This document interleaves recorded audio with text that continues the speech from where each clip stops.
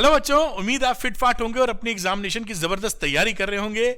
आपको मदद करने की सीरीज में, पीवाईक्यू सीरीज में हम लोग पहुंच गए हैं लास्ट चैप्टर पर, जो है सेमीकंडक्टर्स, चैप्टर नंबर 14। और आज इसका डिस्कशन हम लोग करेंगे। उससे पहले, स्टार्ट करने से पहले मैं आपको याद दिलाना चाहूंगा कि अगर वीडियो पसंद आता है तो लाइक करने में कुछ नहीं जाता, अरविंद सर को मोटिवेशन आता, क्योंकि मुझे खुद ये पता लगता है कि मैं बच्चों की मदद कर पा रहा हूं। दूसरा, अगर ये वीडियो वाकई हेल्पफुल हो तो अपने किसी एक दोस्त को ये वीडियो जरूर शेयर कीजिएगा, जिससे उसको मिलेगा पॉजिटिव कंटेंट और मुझे पॉजिटिव मोटिवेशन कि मुझे आपके लिए और ज्यादा सपोर्ट करना है। आपकी तरफ से अरविंद सर को ये होगी गुरु दक्षिणा, जिसमें आपका कोई खर्चा नहीं लग रहा होगा। तो इस पॉजिटिव एक्शन को जरूर आगे बढ़ाइए। खैर, तो जैसा सेमीकंडक्टर एंड इलेक्ट्रॉनिक डिवाइसेस लिखा हुआ है, semiconductor electronic PYQs most expected question की हम लोग बात करेंगे। यहां पर कई बच्चों का ये सोचना रहता है, मैं यहां पर इसको मार्कर ले लूं, शायद ये भाग रहा है, ऐसे लिया तो हुआ है। तो यहां पर कई बच्चों का ये रहता है कि सर इसका पीडीएफ भी मुझे मिल जाए। तो पीडीएफ लेने के लिए क्या करिए, आप अरविंद एकेडमी टेलीग्राम चैनल को ज्वाइन कर लीजिए। इसका लिंक डिस्क्रिप्शन में दिया हुआ है, क्लिक कीजिए, ज्वाइन कर लीजिए और यहां पर आपको पीडीएफ मिल जाया करेगा। साथ में कुछ बच्चों का रहता है कि सर आपसे पर्सनल पढ़ना भी है या कुछ एडिशनल कोर्सेज की बात, तो ये अरविंद एकेडमी ऐप भी आता है। इसका लिंक भी मैं डिस्क्रिप्शन में दे रहा हूं, क्लिक करके डाउनलोड कर लें। इसके स्टोर सेक्शन में कई स्ट्रॉन्ग कोर्सेज हैं जो आपको बहुत अच्छे नंबर दिलवा पाने में सक्षम है।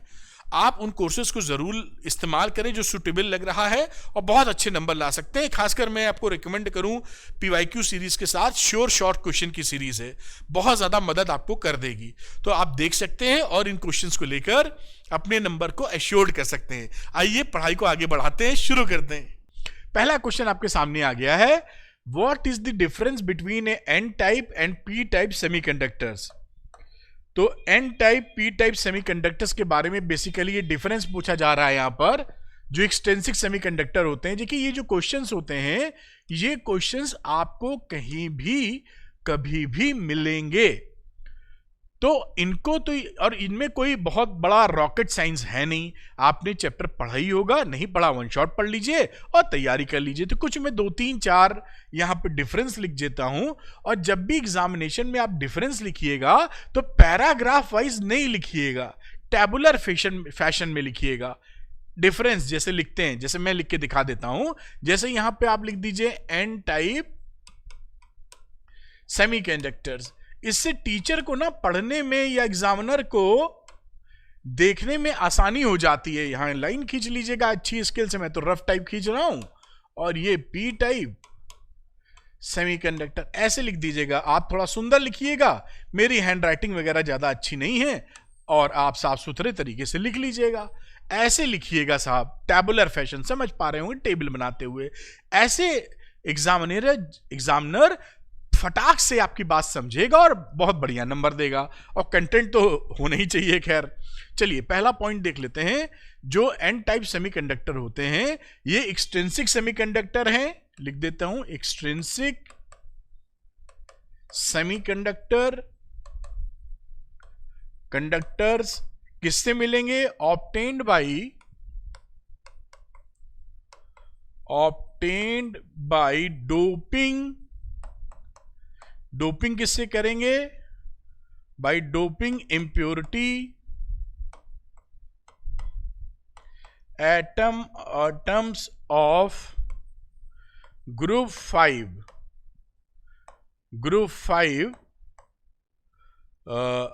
टू जर्मेनियम और सिलिकॉन क्रिस्टल्स।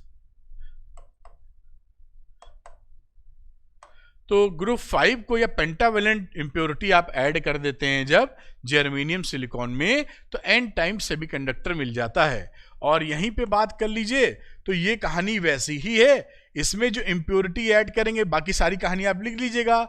लिख देता हूं doping impurity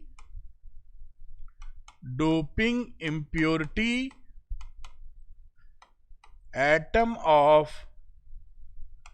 of group 3 to germanium और सिलिकॉन क्रिस्टल्स। बाकी आप सेंटेंस जैसे मैंने पहले इसमें बनाया उसी तरीके से लंबा सा, मतलब एक क्लियर कट मैसेजिंग के तहत आप बना लीजिएगा। बाकी मैंने तो पॉइंट लिख दिया है, इसकी आत्मा लिख दी है यहाँ पर। नंबर 2 की बात करें तो इम्प्योरिटी एटम्स जो ऐड किए जाते हैं उसको डोनर्स बोलते हैं यहाँ पर। तो impurity atoms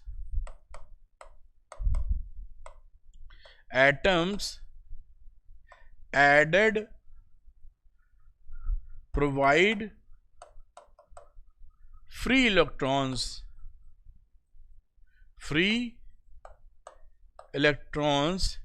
and are called donors। इनको हम लोग डोनर्स बोलते हैं। इम्प्योरिटी एटम्स जो हैं वो फ्री इलेक्ट्रॉन्स प्रोवाइड करते हैं और उनको हम लोग बोलते हैं डोनर्स, और यहाँ एक्सेप्टर्स बोलते हैं उनको। तो यहाँ बातचीत की जाएगी। तो इम्प्योरिटी एटम नोट कर सकते हैं और नोट्स बना सकते हैं। क्रिएट वैकेंसीज ऑफ इलेक्ट्रॉन्स, या जिसे आप होल्स कहते हैं, एंड और कॉल्ड एक्सेप्टर्स। और भी एक बड़ी इंपॉर्टेंट बात, 3 तो लिख ही लेते हैं, एक बड़ी इंपॉर्टेंट बात और कह सकते हैं इसके अंदर कि जो मेजॉरिटी चार्ज कैरियर्स होते हैं, यहां पर मेजॉरिटी चार्ज कैरियर्स वो इलेक्ट्रॉन्स होते हैं, और जो माइनॉरिटी चार्ज कैरियर्स हैं, चार्ज कैरियर्स, वो यहां पर होल्स होते हैं। और यहां पर इस तरफ इसका उल्टा कह दीजिए आप। यहां पर जो मेजॉरिटी हैं वही मेजॉरिटी चार्ज कैरियर लिख लीजिएगा, वो होल्स हैं, और जो माइनॉरिटी हैं चार्ज कैरियर्स वो सब यहां पर इलेक्ट्रॉन्स हैं। ये पूरी बात मैंने लिख दी है। शॉर्ट में इस तरह भी लिख देते हैं कभी कभी यहां पर कि जो Ni है वो काफी ज्यादा होते हैं किससे, NH से, होल से। ये बात यहां पर समझ में आ जाती है। और यहां पर होल्स काफी ज्यादा होते हैं या Ne काफी कम होता है, Ne is quite less than NH। तो ये मैंने कहा ना कि एक्सप्लेनेशन में पूरा करूंगा, जिससे जब आप वीडियो देखें तो केवल ऐसी भावना ना रहे कि हाँ मैंने सवाल देखा और आगे बढ़ गए। हमें ये भी समझ में आना चाहिए कि क्वेश्चन क्या था और क्वेश्चन का आंसर जो आया है उसके पीछे कॉन्सेप्ट क्या था। टच एंड गो ना, पूरी बात समझेंगे। यही अरविंद सर की खास बात है। फिजिक्स आसान है। आइए इसको नोट कर लीजिए, स्क्रीनशॉट शायद लेते रहते हैं आप, तो इसको ले लीजिए, फिर चर्चा आगे बढ़ाएंगे, अगले क्वेश्चन पे चलेंगे। तो इसको आपने स्क्रीनशॉट लिया होगा, एक कदम थोड़ा सा और आगे बढ़ा लेते हैं और इसको आप नोट कर लीजिए। चलते हैं क्वेश्चन नंबर 2 पे बेटा जी। आइए आते हैं क्वेश्चन नंबर 2 पे। थोड़ा सा जगह ऊपर है तो उसको खिसका लेते हैं और कलर पता नहीं ये ले लेते हैं। चलो, तो नंबर 2 पर आ चुके हैं बेटा। अब यहां पर पूछा है 2011 में, देखिए आया हुआ क्वेश्चन है, कह रहा है what happens to the width of depletion layer of a PN junction when it is forward bias. Forward biasing में और रिवर्स बाइसिंग में डिप्लीशन लेयर का क्या होता है। तो आपने देखा होगा कि जब डिप्लीशन लेयर बनती है, यहां पर अगर पी टाइप है ये एन टाइप, तो पी टाइप में ये नेगेटिव और होल इसके साथ में, नेगेटिव बड़ा वाला, होल साथ में, ऐसे ऐसे इसको बना दिया जाए। ये पी टाइप है, थोड़ा सा समय लग रहा है बनाने में, लेकिन आपको समझाने में मदद मिलेगी। एन टाइप में प्लस वाला बड़ा बना दीजिए और इसके साथ इलेक्ट्रॉन, ये इलेक्ट्रॉन है, पिद्दिकड़ी छोटू डॉट जो बनाया है ऐसे करके, ये इलेक्ट्रॉन हो गया। ये तो यहां की कहानी होती है। और रही बात इसके अंदर की, तो यहां पर ये निगेटिव वाला यहां आ जाएगा और प्लस वाला यहां आ जाता है। तो डिप्लीशन लेयर में ये जो चार्जेस होते हैं ये डिप्लीट कर जाते हैं। There is a depletion of charges. ये जो चार्जेस आपको दिख रहे हैं ये इमोबाइल चार्जेस होते हैं। खैर बहुत ज्यादा डिटेल बताएंगे तो चैप्टर ही हो जाएगा। ये what is this? This is depletion layer. Depletion layer, ये जो चार्जेस आपको दिख रहे हैं ये इमोबाइल है, ये चल नहीं सकते हैं। चलने वाले ये पिद्दिकड़ी चार्जेस, ये होल्स, ये क्या थे? This is hole, this is electron. ये चार्जेस चलने वाले थे, they are the mobile charges. और ये जो भारी भरकम आदमी था ये बहुत भारी, एक जंजाल रहता है इसके साथ। समझ लीजिए ट्रक और ट्रक में जरा सा एक मोती है, ये मोती का ही ट्रांसफर है। KGF 2 ना तस्करी हो रही है समझो, गोल्ड की। एक बिस्किट है मोती में। मैंने देखी KGF 2, मजा आया, आपने भी देखी होगी शायद अरे मतलब समझाने के लिए, समझ लीजिए एक बहुत बड़ा ट्रक है ये प्लस, और उसमें एक बिस्किट, बहुत कीमती बिस्किट है ये इलेक्ट्रॉन। उस कीमती बिस्किट को, गोल्ड के बिस्किट को लेने देने का ही काम है। ट्रक ले जा रहे हैं तो ट्रक नहीं चल पाएगा, इतना भारी है ये, बहुत हैवी ट्रक है। समझाने के लिए ये बिस्किट के आदान प्रदान की चर्चा है। तो they are the immobile charges. दिख रहे हैं, इलेक्ट्रिक फील्ड बनाएंगे लेकिन हिल नहीं पाएंगे अपनी जगह से। ठीक है, इतना समझें। अब क्या होता है फॉरवर्ड बाइसिंग में, जब आप इसको, इस P वाले को प्लस से और इस N वाले को माइनस से कनेक्ट करते हैं, इसको बोलते हैं फॉरवर्ड बाइसिंग। इस समय ये फॉरवर्ड बाइसिंग में P को प्लस से, N को माइनस से। तो ये जो आपके होल्स रहते हैं, ये होल आगे पुश होते हैं, घुसेंगे इसके अंदर। P में है ना प्लस वाला, तो ये जब जाएंगे तो इस माइनस वाले का माइनस खा जाएंगे। खा जाने का मतलब है कि अगर आप अच्छे से पढ़े होंगे तो मजा आएगा आपको। ये देखिए, ये जो है मैं दिखाऊं, आनंद आ जाएगा आपको। ये मैं पीला रंग ले लेता हूं। ये जो है ना, ये माइनस के आगे जो मैंने बनाया, ये एज ए होल ये इलेक्ट्रिकली न्यूट्रल है। इलेक्ट्रिकली न्यूट्रल, अगर आप कॉन्सेप्चुअल लेवल पे पढ़ाई करते हैं, इस पे जितना माइनस था इसी पे हम एज ए होल पर उतना प्लस मान लेते हैं। तो एज ए इलेक्ट्रिकली न्यूट्रल है, इस पे कोई नेट चार्ज नहीं है। अभी इस पे नेट चार्ज है, देख पा रहे होंगे ना ये यहां पर। तो यहां पर जो नेट चार्ज है, और नेट चार्ज निगेटिव वाला है यहां पर। ठीक, अब यहां पर जब होल पहुंचेगा तो इसका निगेटिव चार्ज खत्म कर देगा, ये न्यूट्रल हो जाएगा। न्यूट्रल हो जाएगा तो ये कम हो जाएगा ना, इधर और इधर से इधर निगेटिव वाला इधर पहुंचेगा तो इधर प्लस कम हो जाएगा। तो ये डिप्लीशन लेयर कम हो जाएगी फॉरवर्ड बाइसिंग में। भाई ये इधर पुश होंगे तो कुछ ना कुछ खात्मा करेंगे, ये इलेक्ट्रॉन पुश होंगे तो प्लस वाले का खात्मा करेंगे। तो जो चौड़ापन था फॉरवर्ड बाइसिंग में पुच्चू हो जाएगा, यानी कम हो जाएगा। What is the meaning, what will happen in forward biasing? देखिए मैंने इतना डिटेल बताया है, मुझे नहीं लगता स्कूल के टीचर या कहीं आपने पढ़ा होगा तो ऐसे किसी ने समझाया होगा, मुझे पूरा विश्वास है। इतनी डिटेलिंग नहीं दी होगी किसने, ना आपने शायद सोचा ही हो। तो फॉरवर्ड बाइसिंग के अंदर क्या होगा, डिप्लीशन लेयर डिक्रीज। तो विड्थ ऑफ डिप्लीशन लेयर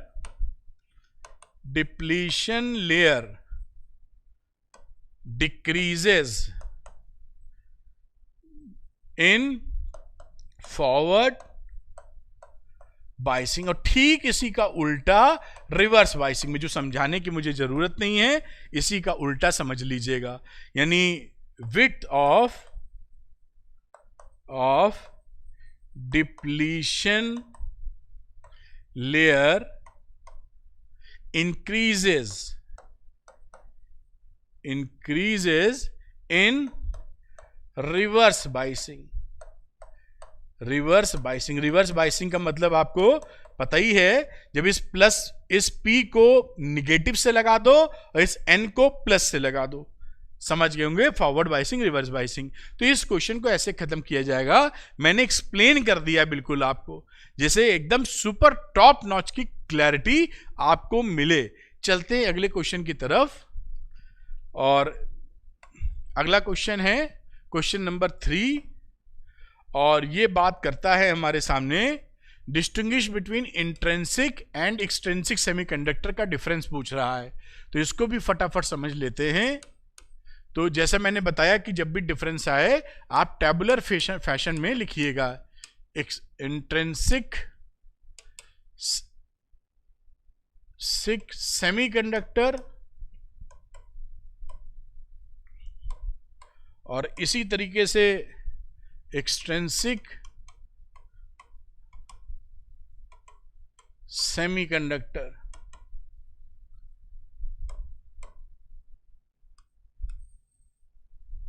ये इसका भाई साहब टेबल सा बन गया है। अब यहां पर बात की जाए तो ये क्या होते हैं? इंट्रिंसिक सेमीकंडक्टर, ये प्योर सेमीकंडक्टर होते हैं।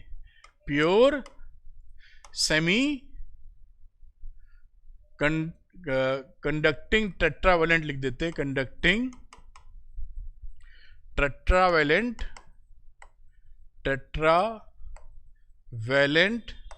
क्रिस्टल्स। मतलब सिलिकॉन जर्मेनियम जो होता है वो लगभग प्योर फॉर्म में होता है, और इसमें डोपिंग होती है एक्सट्रिंसिक सेमीकंडक्टर्स में। तो टेट्रावेलेंट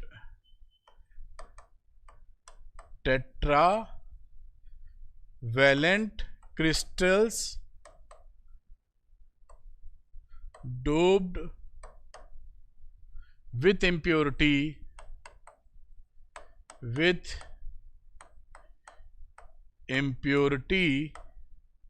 atoms of group 3 या 5।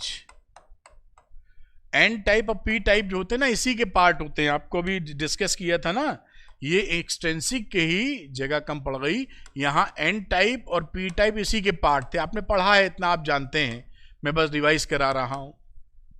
तो एन टाइप पी टाइप इसी के पार्ट होते हैं। तो डोपिंग इस तरीके से चलती है। और यहाँ बात करें तो इसकी जो इलेक्ट्रिकल कंडक्टिविटी है काफी लो होती है। तो इसकी जो इलेक्ट्रिकल कंडक्टिविटी है, इलेक्ट्रिकल कंडक्टिविटी इज लो। और इसकी क्या होगी? इसकी हाई। हाई का मतलब वही इलेक्ट्रिकल कंडक्टिविटी की चर्चा कर रहे हैं। और वैलेंस बैंड और कंडक्शन बैंड में कोई एनर्जी लेवल परमिटेड नहीं होता।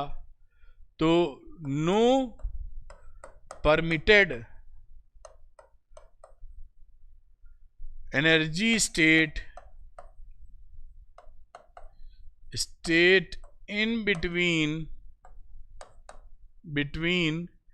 valence and conduction band. आ रही होगी बात समझ में ना? ये जो बैंड रहते थे, इन वैलेंस बैंड और ये कंडक्शन बैंड, इसके बीच में कोई एनर्जी लेवल नहीं मिलेगा, कोई एनर्जी लेवल इसके बीच में नहीं होता। और इनके अंदर पॉसिबल रहता है, होता है नंबर 3 में। तो बात करें तो permitted energy states, permitted energy state of impurity atom between valence and conduction band। इसके अंदर बैंड पॉसिबल होते हैं। और एक बड़ी इंपॉर्टेंट बात इसके अंदर रहती है कि जो नंबर ऑफ इलेक्ट्रॉन हैं, यानी Ni is equal to number of hole के बराबर रहता है।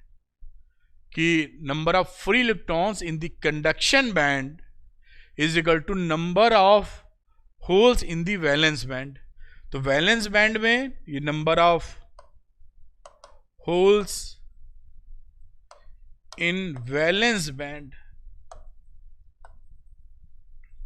और ये क्या है, number of free electrons in conduction band. ये यहां पर बराबर होते हैं, वहां पर नहीं होते हैं। नंबर 4, यहां पर इक्वल नहीं होते हैं। मेजॉरिटी चार्ज एन टाइप में, इन एन टाइप,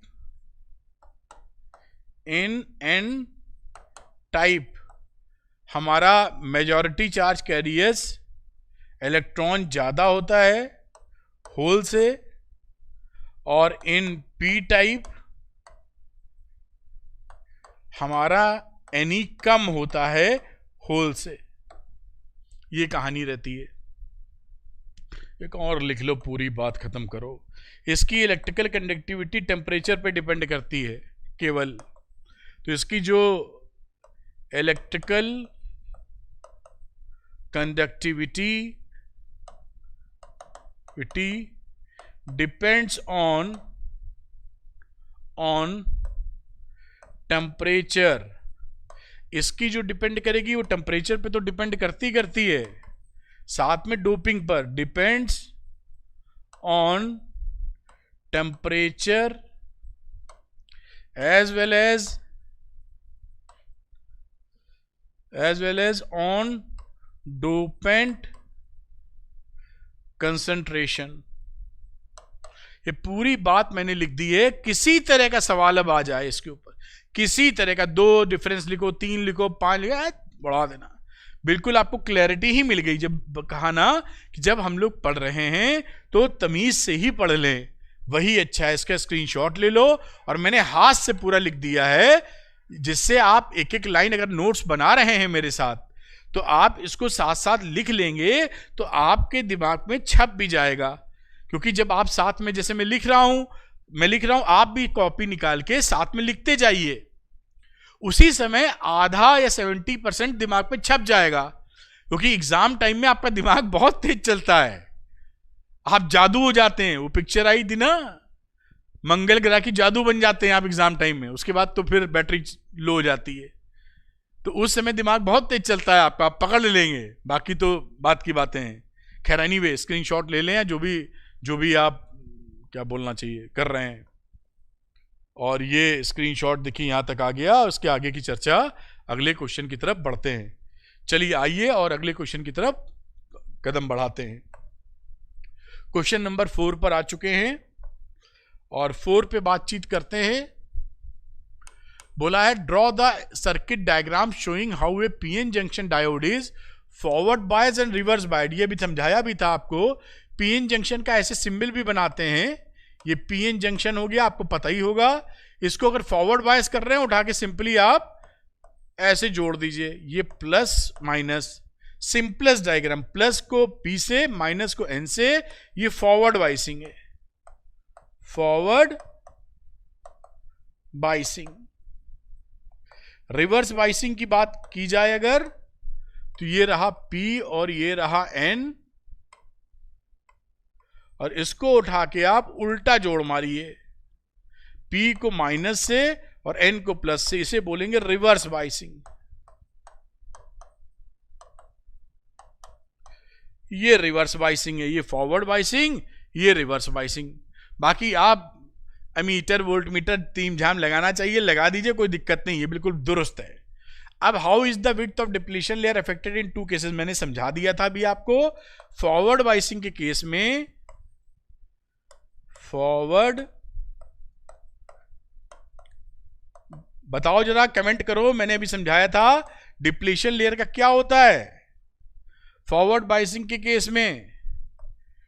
बोलिए, कमेंट करिए। डिप्लीशन लेयर डिक्रीजेस और रिवर्स बाइसिंग के केस में डिप्लीशन लेयर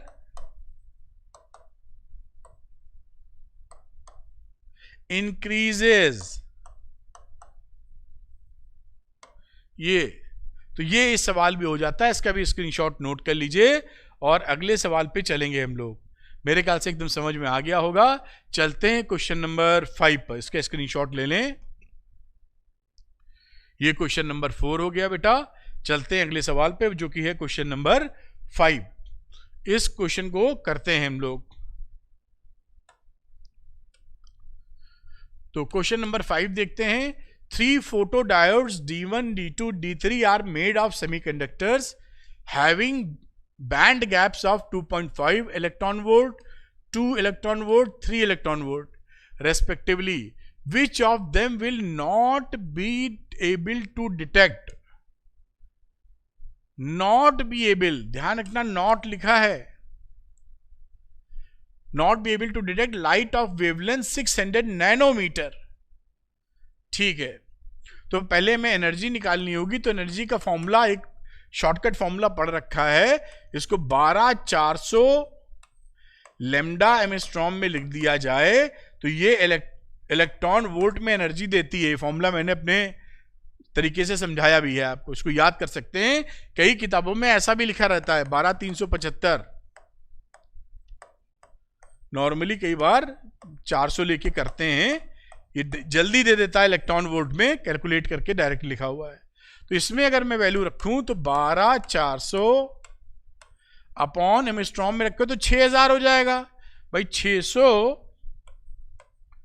नैनोमीटर का मतलब है 6000 एंगस्ट्रॉम, 10 की पावर -9, 10 की पावर -10, तो ये हो गया 6000। अब यहां पर आप कैलकुलेट कर लीजिए, कैलकुलेट करेंगे तो 2.06 इलेक्ट्रॉन वोल्ट आ जाएगा। अब यहां पर आप देखिए कि ये एनर्जी किससे बड़ी है, ये सेकंड वाले से बड़ी है, बाकी इन दोनों से छोटी है। तो D1 और D3 इसको डिटेक्ट नहीं करेंगे। D1 and D3 will not detect.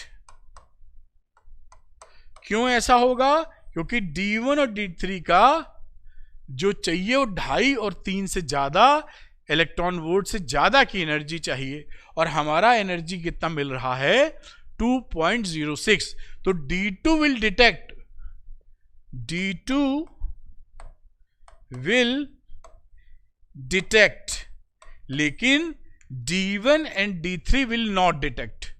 मेरे ख्याल से बात पकड़ ली होगी। ऐसे सवाल भी एग्जामिनेशन में आ जाएं तो सीधे सीधे उड़ा ही दीजिएगा। चलते हैं अगले सवाल पर, क्वेश्चन नंबर 6 पे। इस पे भी नोट कर लीजिए, वैरायटी ऑफ क्वेश्चन है जो एग्जामिनेशंस में आपको देखने को मिलेंगे। चलते हैं अगले क्वेश्चन पे, और क्वेश्चन नंबर 6 आ चुका है हमारे सामने, और इसको भी करने का प्रयास करेंगे। In the following diagram is the junction diode forward biasing और रिवर्स बाइसिंग। अब देखिए, ये इस जो डायग्राम है हमें ये बताना है कि ये फॉरवर्ड बाइस्ड है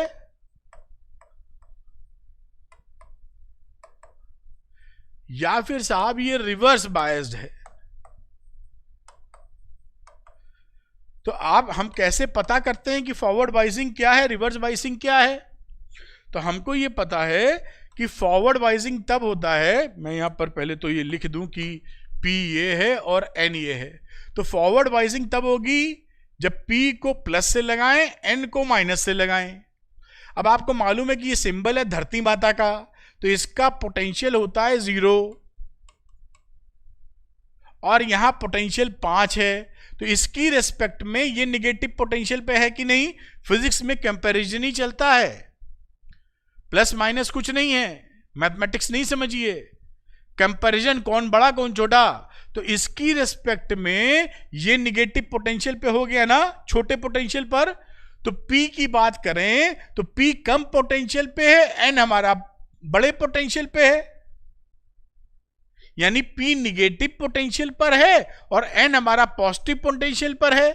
इसका मतलब ये तो रिवर्स बाइसिंग में है, यही तो मतलब है। समझ में आया होगा मेरे ख्याल से। तो इसकी बाइसिंग कैसी हो गई? This is reverse biasing. Reverse biasing क्या तुम समझ पाए हो? हम फॉरवर्ड बाइसिंग तब बोलते जब P का प्लस से और N का माइनस से होता। प्लस माइनस का मतलब क्या देखेंगे?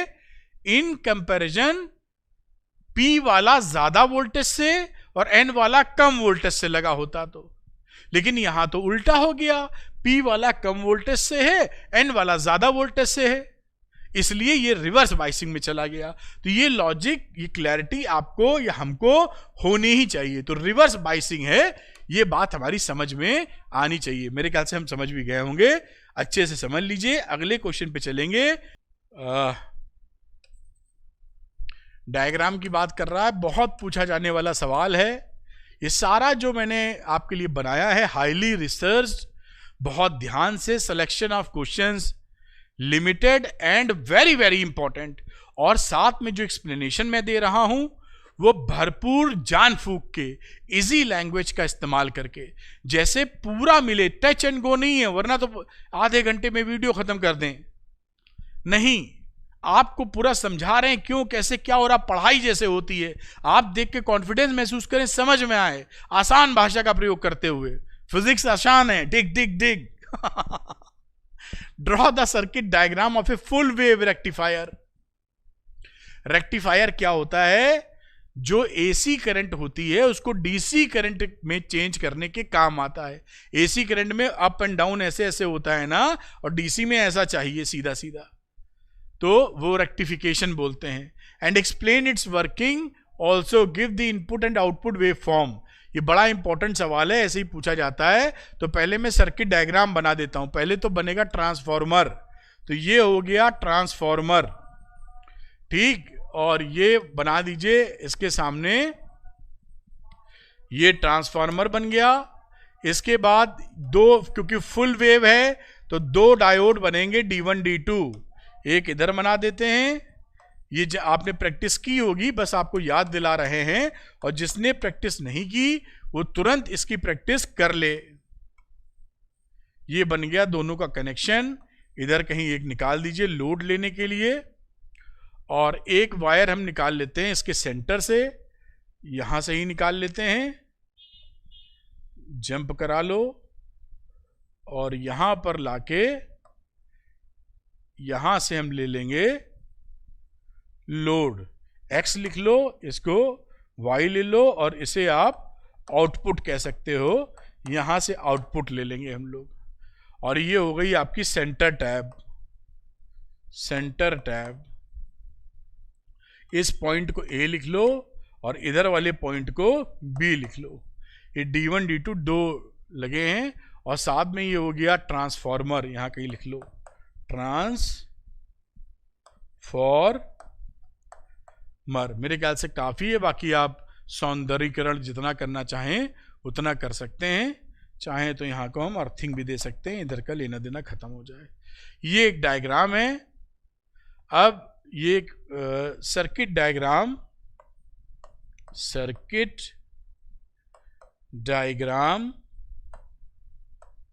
For full wave rectifier. Full wave rectifier की कहानी है। अब यहां पर देखिए होता क्या है, होता यह है कि वेव फॉर्म में समझा रहे हैं कि अभी कैसे रेक्टिफाई करेगा। जब ये ट्रांसफॉर्मर है तो एक बार क्या होगा, जब एक साइकिल चलेगी, भाई एसी जब रहती है तो एसी तो ऐसे होती है, देखिए एक ही साइकिल में एक बार इधर प्लस और आधी साइकिल में उसकी अपोजिट। तो सपोज करिए एक बार ये प्लस हुआ और एक बार ये माइनस हुआ, ये प्लस ये माइनस, तो ये माइनस, तो ये क्या होगा, छोटा माइनस। ये बड़ा माइनस लिख देते हैं समझाने के लिए, प्लस उससे छोटा माइनस और सबसे बड़ा माइनस। ये कहानी बनी, एग्रीड है ना। अब यहां पर, या इसको ठीक है समझ गए होगे। अब इस समय देखिए तो इसका प्लस, ये पीएन जंक्शन, पी इधर है एन इधर है, इसका पी इधर है एन इधर है। पी वाला प्लस से है, एन वाला जो कनेक्शन है माइनस से है।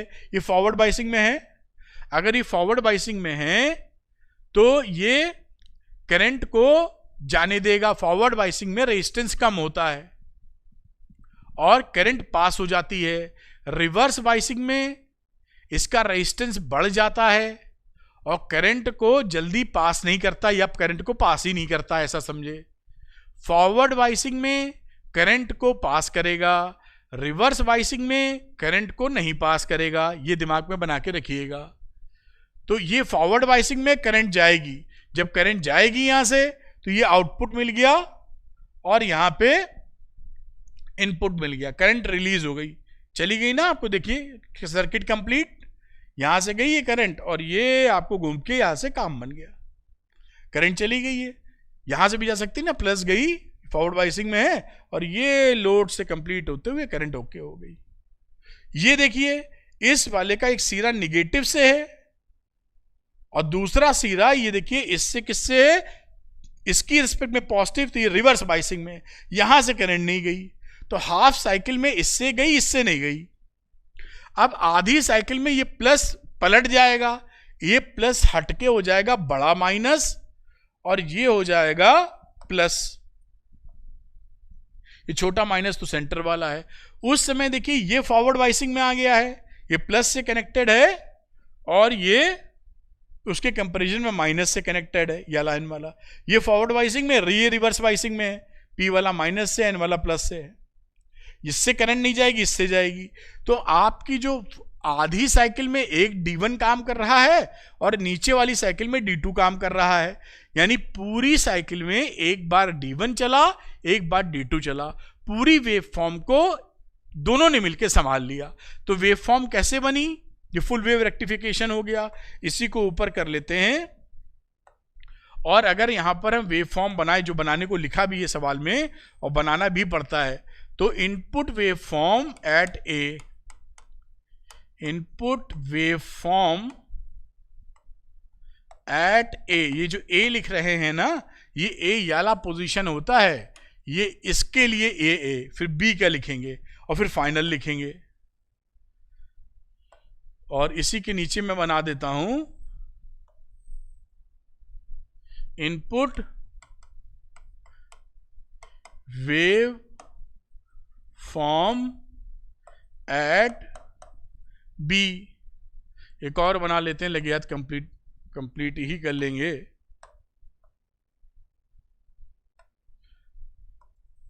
फाइनल जो हमें मिलेगा output wave form, output wave form, इतना ही काफी है।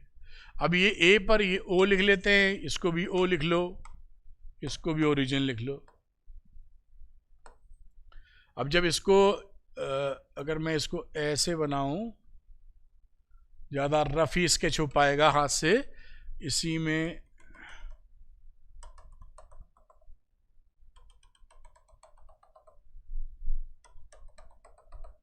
अब यहां पर ये ऊपर रहेगा तो ये उल्टा रहेगा, ये नीचे है अपोजिट में, ये ऊपर है तो ये नीचे है, इतना बना लेते हैं। तो जब यहां पर ये कहानी किसकी है, ये एट ए यानी ये D1 काम कर रहा है, यहां पे जिसकी कहानी D1 की है, ये D2 की कहानी है। तो यहां पर D1 ने एक्शन लिया था तो इसको ऊपर पहुंचा दिया, फिर D2 ने एक्शन यहां पे लिया तो इसको ऊपर पहुंचा दिया, फिर D3 ने एक्शन लिया तो इसको ऊपर पहुंचा दिया, और इस तरीके से वेव फॉर्म आपको मिल गए। तो ये एक रफ स्केच है जो मैं हाथ से बना पाया हूं। इसी तरीके से आपको थोड़ा सा एग्जाम में प्रिकॉशन रखते हुए ठीक ठाक तरीके से बनाना होगा। यहां पर जो एक्शन मिला है वो D1 से मिला है, यहां किसने काम किया है, D2 ने काम किया है, यहां किसने काम किया है, फिर D1 ने काम किया है। इस तरीके से काम आपका बना है। तो मेरे ख्याल से आप समझ गए होंगे। स्क्रीनशॉट ले लीजिए, अगली बातचीत करेंगे। पूरा चैप्टर का रिवीजन हो जाएगा। आप देखिएगा जैसे जैसे मैं आपको ये सवाल PYQs करा रहा हूं, पूरा चैप्टर रिवाइज हो जाएगा आपको, क्योंकि मैं टच एंड गो नहीं कर रहा हूं। मैं इस बात का ध्यान रख रहा हूं कि आपको पूरी चीज समझ में आवे। खैर, ये बात आपने ये स्क्रीनशॉट ले सकते हैं। ये और वेव फॉर्म की बात कर लें तो ये वेव फॉर्म भी आप नोट कर लें या स्क्रीनशॉट ले लें, और आगे की चर्चा करते हैं हम लोग। चलिए आगे की बात करेंगे। क्वेश्चन नंबर मेरे ख्याल से 11 है, शायद 10 पर पहुंचे हैं हम लोग। तो क्वेश्चन नंबर 10 की बात करते हैं।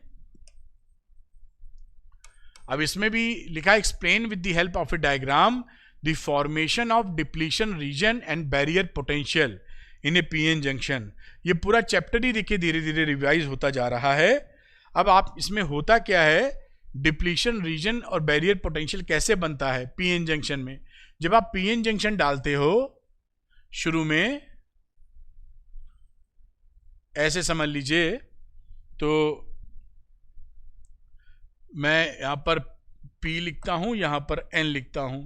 यहां पर जैसा मैंने बताया था कि 2-3 गोले बना देता हूं ऐसे वाले, माइनस माइनस माइनस,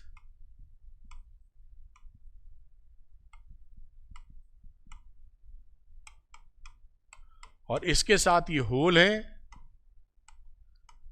तभी आपकी समझ में आएगा। और बाजू में N की तरफ बात की जाए, जगह कम पड़ गई प्लस प्लस प्लस ले लेते हैं।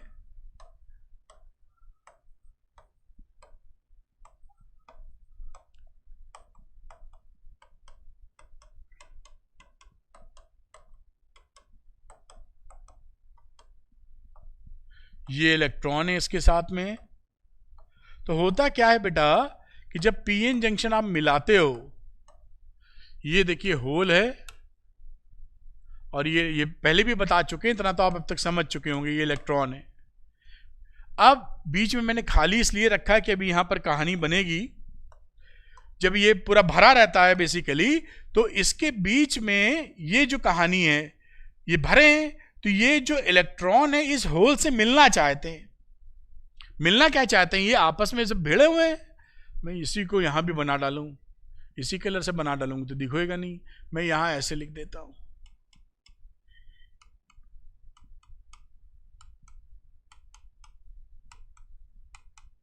अब यहां पर अब ध्यान से देखो कि यहां जो इलेक्ट्रॉन था वो इस होल से गले मिलना चाहता है, तो गले मिलने लगता है, क्योंकि ये एकदम करीब करीब में पसंद करते हैं एक दूसरे को। बड़े दिन बाद मिले हो, बड़े दिन बाद मिले हो, दोनों लोग एक दूसरे को, तो वो चालू हो जाते हैं। तो जब ये चालू हो जाते हैं, ये इलेक्ट्रॉन इधर, ये होल इनकी तरफ बढ़ रहा है, होल इनकी तरफ बढ़ रहा है, इलेक्ट्रॉन इनकी तरफ बढ़ रहा है, दोनों पसंद करते हैं। तो ये कहानी जब शुरू हो जाती है तो यहां बनती है डिफ्यूजन करंट। जैसे ही पीएन जंक्शन बनाते हैं आप, ये तुरंत कहानी शुरू क्या होती है, diffusion current. Diffusion current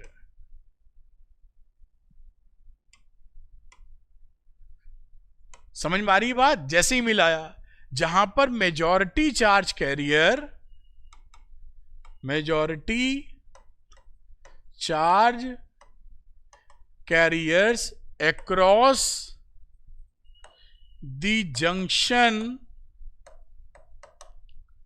gives rise to an electric current from P to N side। ये डिफ्यूजन करंट पूछा जाए तो, क्योंकि ये होल को पॉजिटिव ट्रीट करते हो और ये होल किधर जा रहा है, P से N की तरफ। तो जो डिफ्यूजन करंट है वो किधर से किधर जाती हुई मानी जाएगी, P से N की तरफ। तो होल इधर से इधर जा रहा है, ये होल इधर से इधर गया है, तो होल ये डिफ्यूजन करंट स्टार्ट हो जाती है।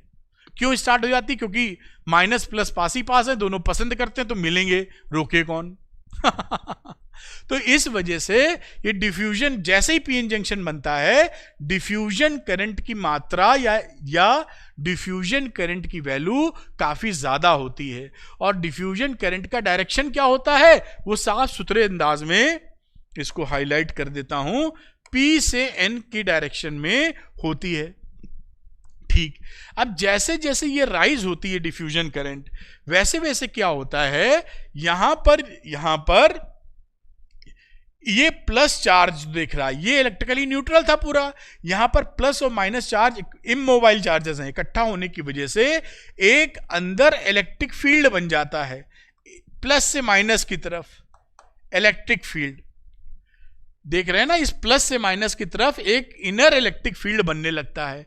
ये इलेक्ट्रिक फील्ड क्या करता है, जब इलेक्ट्रॉन इधर जाने की कोशिश करेगा तो माइनस चार्ज पर इलेक्ट्रिक फील्ड में अपोजिट डायरेक्शन में फोर्स लगता है, उसको वापस धकेल देता है वहां। आपको मालूम है ना कि अगर इलेक्ट्रिक फील्ड का डायरेक्शन ऐसे है और एक इलेक्ट्रॉन यहां रखा हुआ है ऐसे, तो इस पे फोर्स किधर लगेगा? उल्टा। प्लस चार्ज पे लगता है उसी डायरेक्शन में फोर्स और निगेटिव पे लगता है उसकी विपरीत दिशा में फोर्स। तो अगर इलेक्ट्रिक फील्ड ऐसे बन रहा है और ये इलेक्ट्रॉन महाशय कहेंगे मैं आगे जाना चाहता हूं, तो इलेक्ट्रिक फील्ड क्या कहेगा? ठक पिछवाड़े एक देगा कि चलो पीछे, है कि नहीं? सारी बात समझ में ना? तो जैसे ही ये इलेक्ट्रॉन आगे बढ़ने की शुरुआत करेगा, ये इलेक्ट्रिक फील्ड क्या करेगा? ढकेल देगा वापस कि नहीं जाना तुमको, रोकेगा ना। ये जो काम करेगा वो किस करंट को जन्म देगा? उसका नाम है ड्रिफ्ट करंट। आहा, मजा आ गया, समझ में आ गई बात तुम्हारे? तो उसको बोलते हैं ड्रिफ्ट करंट। यहां लिखो, जगह कम पड़ रही है।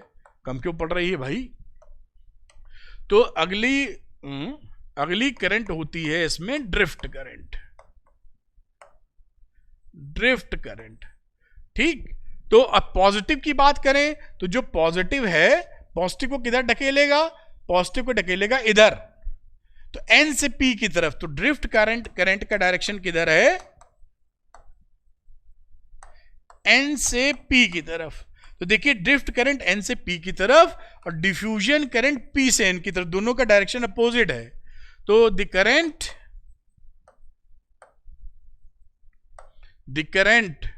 set up by the barrier field लिख देते हैं अभी आपको। अब कहेंगे बैरियर फील्ड क्या?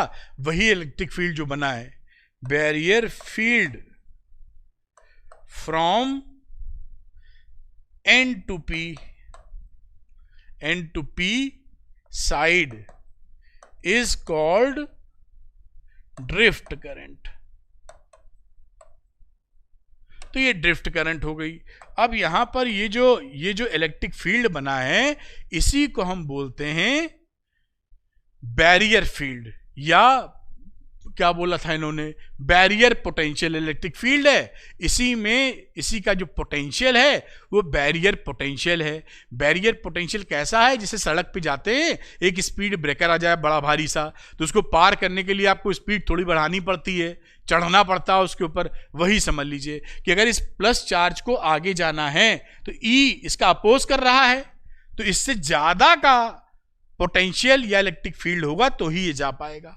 तो ये बैरियर पोटेंशियल है। और ये रीजन क्या कहलाता है? Depletion region. क्यों डिप्लीशन रीजन कहलाता है? क्योंकि इस वाले रीजन में डिप्लीट हो चुके हैं चार्ज।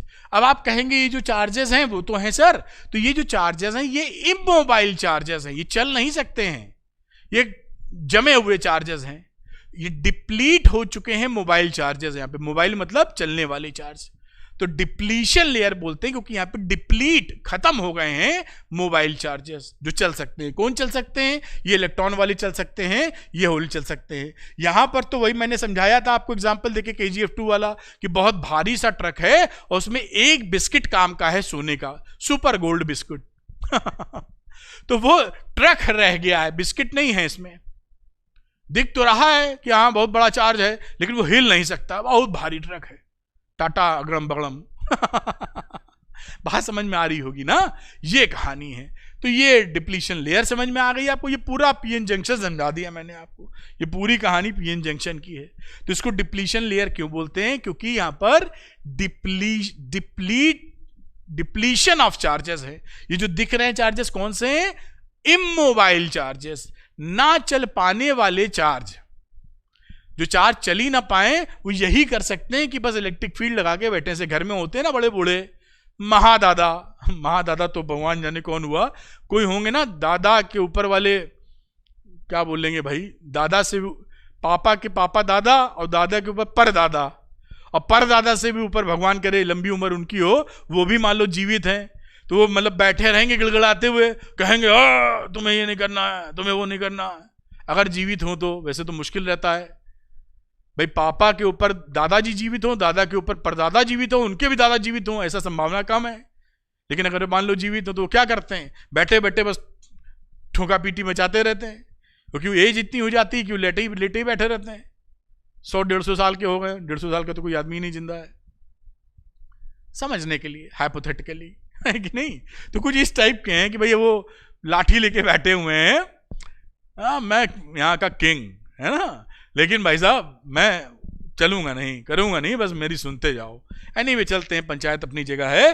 कुल मिला के आप समझ पाए इसलिए नाटक फैला रहा हूं कि आपको आसान लगे और आप सोल ऑफ द कॉन्सेप्ट पकड़ सकें। नौटंकी इसीलिए है, ये नाटक, ये नौटंकी इसीलिए है कि आप आसानी से बातों को आज के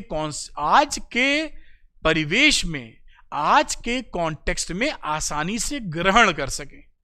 ज्यादा साइंटिफिक होके समझाया जाएगा तो बुद्धि पकड़ नहीं पाएगी। खैर, आप समझ गए होंगे। क्वेश्चन नंबर 11 की तरफ चलेंगे और चर्चा को आगे बढ़ाएंगे। चलिए साहब, तो ये हो गया ना, फॉर्मेशन ऑफ डिप्लीशन रेयर मैंने बता दिया आपको, बाकी भाषा आप लिख सकते हैं, ठीक है। बैरियर पोटेंशियल भी आपको बता दिया कि बैरियर पोटेंशियल कैसे, बैरियर पोटेंशियल की कहानी क्या है और बैरियर पोटेंशियल होता क्या है, लिए लिख देना चाहिए। डिप्लीशन रीजन क्या होता है ये भी लिख दें जब आप पढ़ रहे हैं। डिफ्यूजन ड्रिफ्ट हो गया, जैसे आपको कहीं से दिक्कत ना हो जब पढ़ ही रहे हैं, तो मैं लिख देता हूं पहले डिप्लीशन रीजन। जब इतनी मेहनत हुई है ना तो आपको भटकना ना पड़े बेटा, तो मैं लिखता हूं पहले डिप्लीशन रीजन। जैसे आप एग्जाम में लिख पावे, नहीं आप सोचेंगे लिखे कैसे, तो ये लो पहले डिप्लीशन रीजन। तो जो समझाया था, the small reason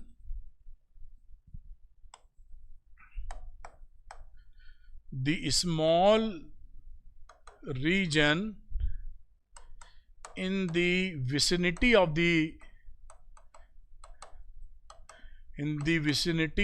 the junction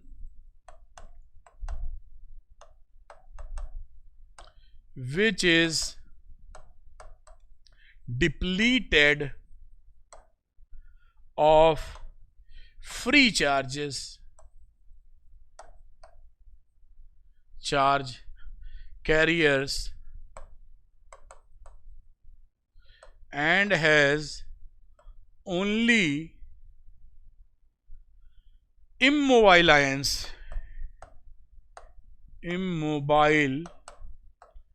ions is called depletion region. आप लिख पाए और आपकी बात समझ में आ गई।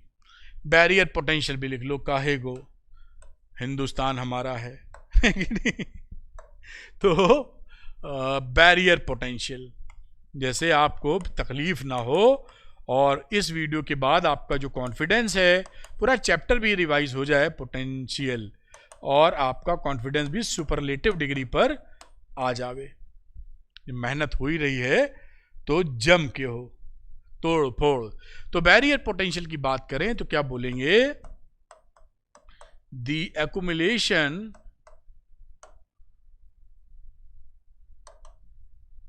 of negative charges in the P region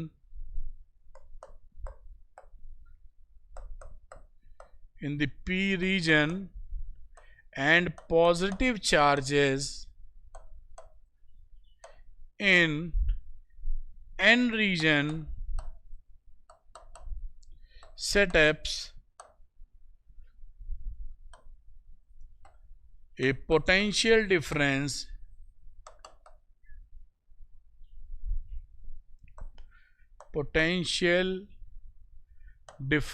across the junction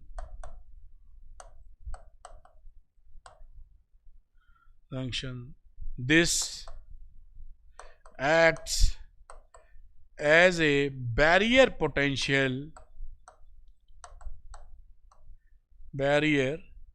and is called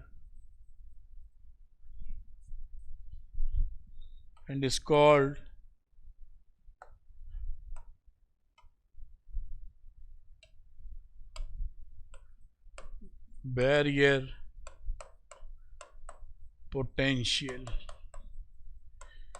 VB। ये लो बेटा, मैंने ये भी लिख दिया, जैसे आपको किसी भी तरह की तकलीफ ना हो और बैरियर पोटेंशियल की कहानी भी अच्छे से क्लियर हो जावे। इसका स्क्रीनशॉट भी ले सकते हैं और साथ साथ आप नोट्स भी बना सकते हैं। मैंने पूरी चीज़ लिख दी है, पीएन जंक्शन ही पूरा रिवाइज हो गया, इसीलिए मैंने समय लिया। पूरा पीएन जंक्शन आपने पढ़ा होगा तो पीएन जंक्शन ही खत्म हो गया, ये पूरा पीएन जंक्शन है बेटा ये। तो इसको नोट कर लो, स्क्रीनशॉट ले लो, या जो भी तरीका अपनाते हो वो ले लो। ये देखिए यहां पर पूरा पीएन जंक्शन आपका इस तरीके से हो जाता है। स्क्रीनशॉट ले पा रहे होंगे आप। ये हो जाता है। अब चलते हैं क्वेश्चन नंबर 11 की तरफ। आइए क्वेश्चन नंबर 11 देखते हैं।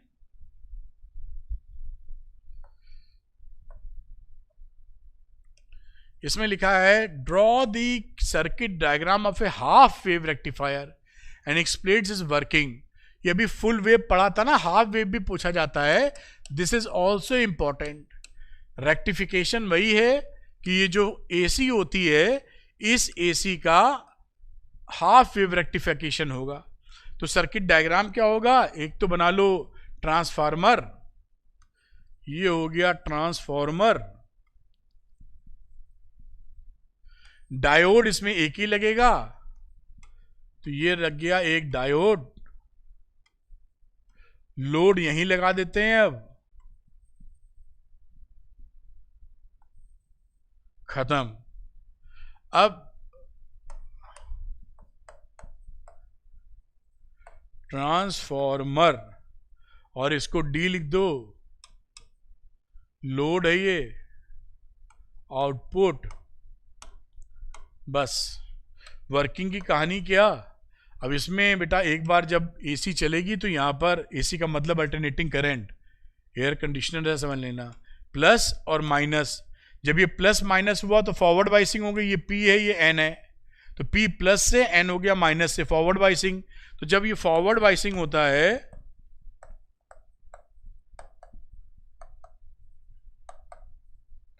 तो आप समझ लीजिए करंट पासेस।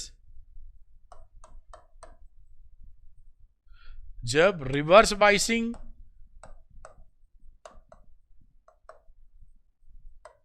No current. इसलिए लिख दिया कि बच्चा कोई कम दिमाग डिस्टर्ब हो रहा हो तो ये भी पकड़ ले।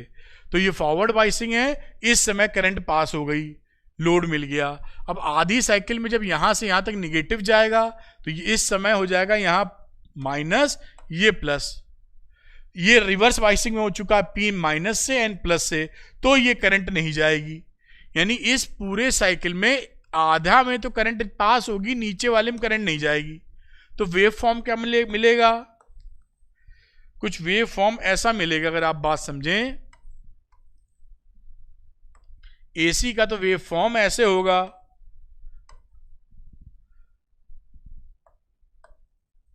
और जो आउटपुट होगा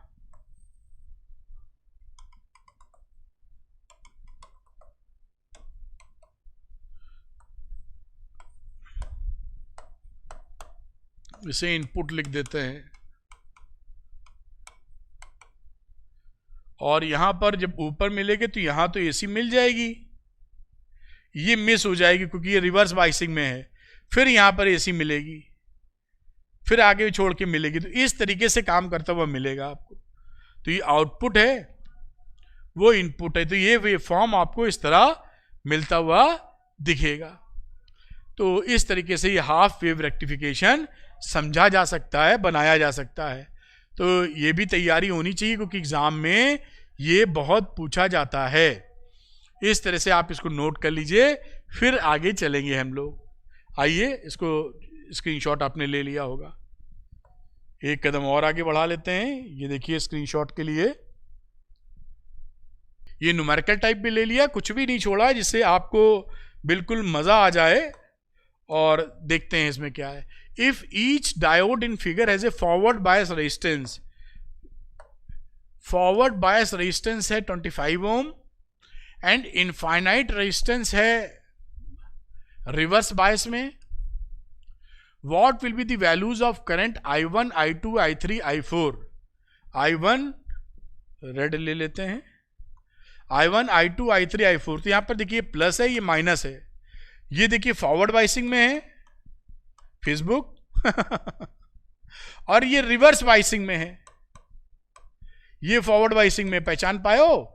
ये पी एन है ना, तो प्लस का पी से और एन, ये पी एन, ये पी और एन, तो ये रिवर्स बाइसिंग, प्लस वाला लग गया एन से, माइनस वाला लग गया पी से। तो रिवर्स बाइसिंग में इनफाइनाइट रेजिस्टेंस है, यानी इसमें कोई करंट जाएगी नहीं। ये I3 की वैल्यू हो गई 0, क्योंकि ये रिवर्स बाइसिंग में है।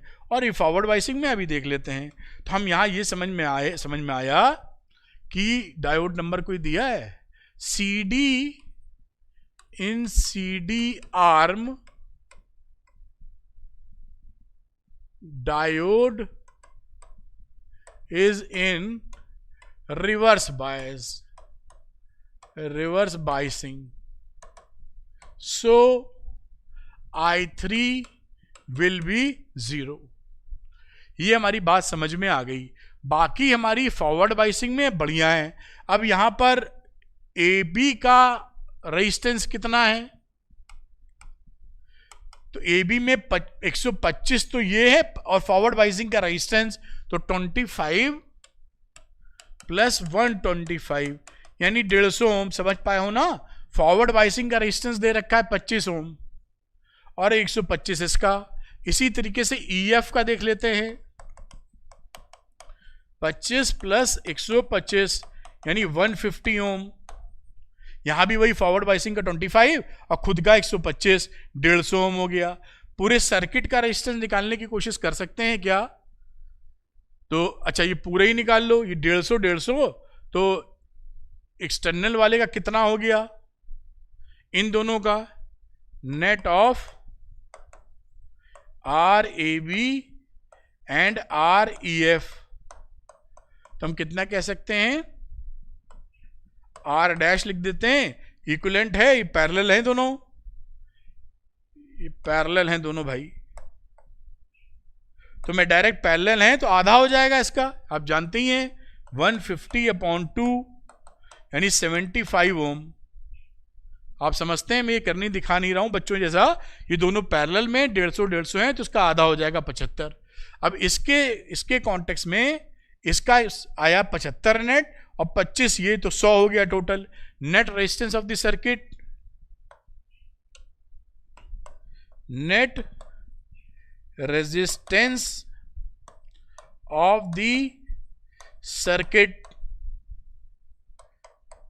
75 था इन दोनों आर्म का और 25 ये है, तो टोटल वैल्यू कितनी हो गई 75 प्लस 25 यानी 100 ओम पूरे सर्किट का।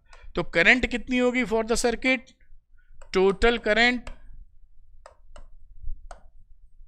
जो कि इसमें I1 से दिखाई गई है, तो I1 is equal to total resistance 100 है और इसकी वैल्यू 5 वोल्ट है, तो वैल्यू हो गई 0.05 एम्पियर। ये तो I1 निकली पहला आंसर। अब हम जान रहे हैं कि जो रेजिस्टेंसेस था RAF REF इनका सेम है, तो उसमें करंट भी सेम जाएगी। I2 I4 की करंट सेम है, I2 I4 की करंट सेम है। इसका मतलब क्या हुआ, I2 एंड I4 की करंट सेम है, तो 0.05/2 और ये वैल्यू हो जाएगी 0.025 एम्पियर। क्योंकि मैं मालूम ही था कि I3 तो शून्य थी ही, और हमें यह भी मालूम था कि I1 की जो वैल्यू थी वो I2 plus I3 plus I4 थी। सारी बात समझ चुके हैं हम लोग, ये सारे आंसर निकल आए। आप ध्यान से देख लीजिए, everything is clear. I1 I2 I3 I4 सारी वैल्यूज निकल चुकी हैं। एक अच्छा न्यूमेरिकल है और मैंने इसको भी इंक्लूड किया है क्योंकि किसी भी कीमत पर जब मैं बता रहा हूं कि सवाल या हम लोग एक अच्छी पढ़ाई कर रहे हैं तो इस चीज की भी क्लैरिटी मिल जानी चाहिए। मेरे ख्याल से मैं आपको ये बताने में कामयाब रहा हूं। अगले सवाल पे चलेंगे, इसका स्क्रीनशॉट ले लें आप। और अगर आपको अरविंद सर की ये मेहनत पसंद आती है आपको अगर अरविंद सर की मेहनत आपके लिए पसंद आती है तो लाइक करने में आपका कुछ नहीं जाता, अरविंद सर को मोटिवेशन आता। लाइक ठोकिए और कमेंट करके बताइए कि क्या ये वीडियोस जो कड़ी मेहनत से बनाए गए हैं आपके लिए हेल्पफुल है कि नहीं। और अरविंद एकेडमी चैनल को सब्सक्राइब भी कीजिएगा। चलते हैं एक कदम आगे अगले क्वेश्चन की तरफ। तो अगला क्वेश्चन लेते हैं, इसको अच्छा स्क्रीनशॉट तो दे दें आपको, तो ये स्क्रीनशॉट आप ले लें। अगला क्वेश्चन करते हैं बेटा, और ये रहा अगला क्वेश्चन। और अगला क्वेश्चन जो कि अंतिम क्वेश्चन है, करने से पहले मैं याद दिलाऊंगा कि जो बच्चे वन शॉट खोज रहे हैं उसका लिंक भी डिस्क्रिप्शन में मौजूद है। पूरा डिटेल्ड चैप्टर उसमें पढ़ा दिया है इतने कम समय में कि आप आश्चर्यचकित हो जाएंगे। आपका प्यार भी मिला है काफी लोगों बच्चों का, तो आपको घबराने की जरूरत नहीं है, वो पावर पैक्ड है। डेरिवेशंस के भी वीडियो लिंक में मौजूद हैं, आप उसका बेनिफिट लें, जरूर लें, आपका काफी उसमें बेनिफिट है। खैर एक कदम आगे, 3 photodiodes D1, D2, D3 are made of semiconductors having band gaps 2.5, 2 and 3 electron volt respectively. Which one will be able to detect light of wavelength 6000 Angstrom? तो ये जहां तक ऐसा ही क्वेश्चन हम लोगों ने किया था अभी बिल्कुल, ये अब इसमें ये पूछ लिया कौन डिटेक्ट करेगी, उसमें था कौन डिटेक्ट नहीं करेगी। तो अगर मैं यहाँ निकालने की बात करूँ तो जैसे मैंने बताया था शॉर्ट, एक तो अच्छा दोनों डिस्कस कर लेते हैं। एक तरीका होता है लॉन्ग टर्म, एच न्यू लिखते हैं, फिर एस सी अपॉन लेमडा लिखते हैं, फिर वैल्यू डालो 6.6 इंटू 10 की पावर -34, फिर 3 इंटू 10 की पावर 8 अपॉन लेमडा 6000 दे रखा है, तो 6000 इंटू 10 की पावर -10 इलेक्ट्रॉन वोल्ट में निकालना है तो -19, और इसकी वैल्यू आप सॉल्व करेंगे तो आ जाएगी 2.06 इलेक्ट्रॉन वोल्ट। एक तो ये तरीका है जिससे आप कैलकुलेशन करके निकालते हैं, कैलकुलेशन में थोड़ी लंबाई चौड़ाई है। दूसरा क्या टेक्निक मैंने बता रखी है शॉर्टकट, जो आप जानते भी हैं, याद कर लें, मोटे तौर पे 12400 अपॉन लेमडा को एंगस्ट्रॉम में रखें तो ये पूरी वैल्यू इलेक्ट्रॉन वोल्ट में आ जाती है सीधे। कई किताबों में 12400 की जगह 12375 भी रखते हैं। इससे कैलकुलेशन बहुत आसान, इतना लंबा कैलकुलेशन नहीं करना पड़ता आपको।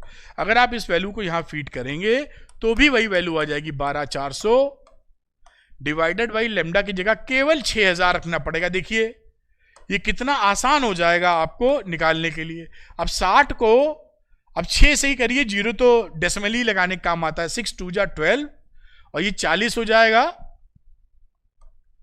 6 अभी तो डेसिमल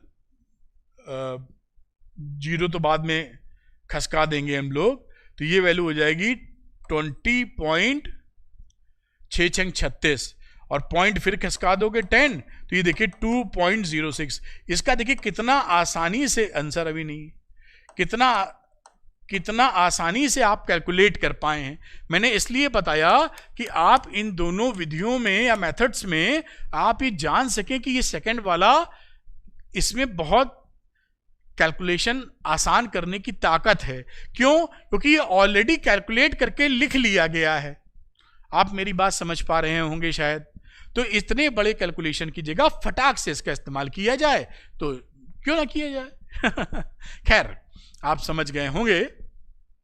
अब बात आती है कि which one will be able to detect, तो 2.06 केवल 2 वाले से ज्यादा है, तो 2.06 electron volt is greater than 2 electron volt, जो कि D2 का डायोड है। तो ओनली D2 विल डिटेक्ट, बाकी कोई और डिटेक्ट नहीं करेगा। तो बच्चों आपने देखा किस तरीके से हम लोगों ने पूरी चीज कवर कर दी है, कोई भी परेशानी आपको नहीं आने वाली। इसका पीडीएफ लेने के लिए आप अरविंद एकेडमी टेलीग्राम चैनल से पीडीएफ ले सकते हैं। अरविंद एकेडमी टेलीग्राम चैनल का जो लिंक है वो डिस्क्रिप्शन में दिया हुआ है, क्लिक करके उसको पकड़ लीजिए आप, मतलब उसमें शामिल हो जाइए चैनल में। और अरविंद एकेडमी ऐप भी आता है, इसका लिंक भी डिस्क्रिप्शन में है। आप यहां पर इसके स्टोर सेक्शन में कई स्ट्रॉन्ग कोर्सेज हैं जो आपको बहुत अच्छे नंबर दिलवा पाने की क्षमता रखते हैं।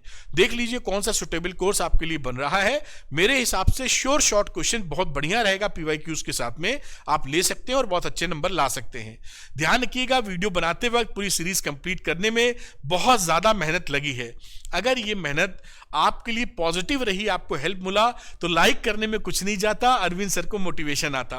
और अपने दोस्तों के साथ इस वीडियो को शेयर कीजिए जिससे उनको मिले पॉजिटिव कंटेंट। कम से कम एक दोस्त को तो शेयर कीजिए और मुझे मिले पॉजिटिव मोटिवेशन कि मुझे अपने बच्चों के लिए और अच्छी पढ़ाई लाके देनी है। आपकी तरफ से अरविंद सर को योगी गुरु दक्षिणा, जिसमें कुछ खर्चा आपका नहीं लग रहा होगा। Thank you very much. We wish you all the best कि आप जो कड़ी मेहनत कर रहे हैं उसका 100% रिजल्ट आपको मिले और आपका कैरियर सुनहरा हो, मजेदार हो, खुश रहें आप। Thank you very much. Wish you all the best.